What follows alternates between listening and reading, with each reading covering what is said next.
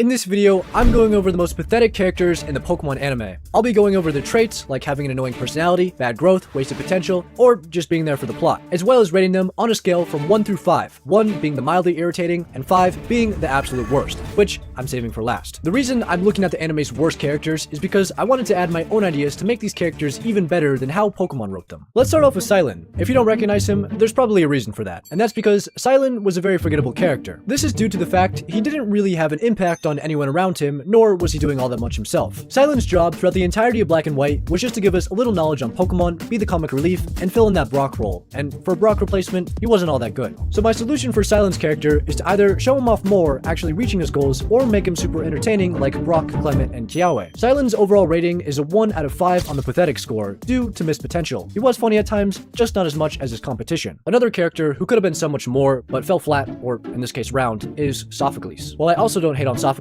as other Pokemon fans do, I will admit he's kinda garbage in Sun and Moon. Not in a literal way, he just didn't do all that much. I'm sure most people here don't even know his goal. It's okay, I didn't know either until I looked it up to remember that, oh yeah, he wants to be an inventor. Sound familiar?